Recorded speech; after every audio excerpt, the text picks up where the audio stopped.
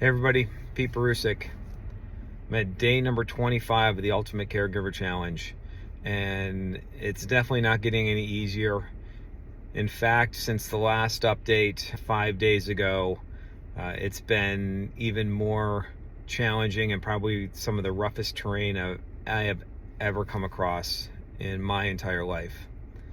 On New Year's Day, my father's younger brother had a massive heart attack and passed away. Happened to be in the same hospital that my dad is currently still at. And my family and I wrestled with letting him know. That was 4 days ago. And wrestling with, do we tell him, do we not tell him? And today my dad is a little more stable, and the news is going to be getting out to everybody most likely tomorrow, as a way to try to head off him hearing it any other way. I had to have the hardest conversation I've ever had with somebody, to let my dad know that his brother passed away, and that it was difficult. I spent many days in prayer, and I thank all of you out there that continue to pray for us and for this situation.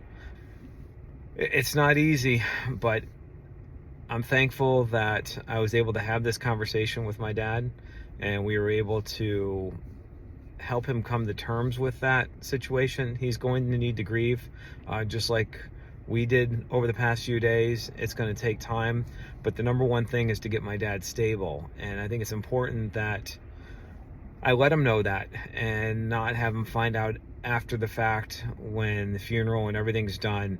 I think it's important that he knows it and finds out from us, and not from somebody just having to text him or to call him and to send their condolences when he has no idea what they're talking about.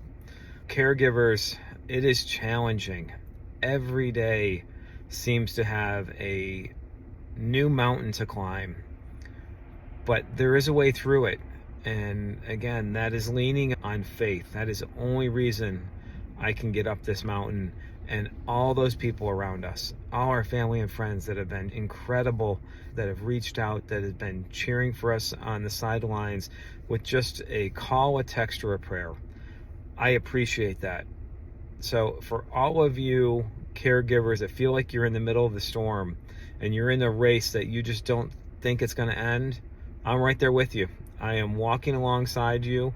I am struggling just as much as you are. But again, as my father said today, as I was covering him up and trying to get him settled, he apologized and said, I'm just such a burden. I said, it beats the alternative. I'm happy to do whatever I can to make him comfortable. My family is the same. Whatever we need to do for him. My uncle doesn't have that opportunity with his family, and that saddens me. That really saddens me. So let's all remember the value of a breath and know how important it is, and that it's never guaranteed.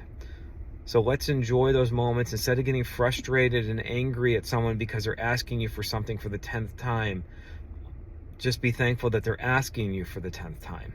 I am thankful that I've had this opportunity, and I continue to have this opportunity, and I'm thankful for each of those moments that I have with my father, and hopefully we have many more over the next many years, and same with my mother for many years. But it's important that we realize that any animosity you may have with somebody, it's not worth it. You got to let it go. Time to move on, time to forgive. Ask for forgiveness if you're the one that needs to ask for it. Give it if you're the one that needs to give it. And then focus on what the priorities are. Dr. Seuss said it best. Sometimes you will never know the value of a moment until it becomes a memory. God bless.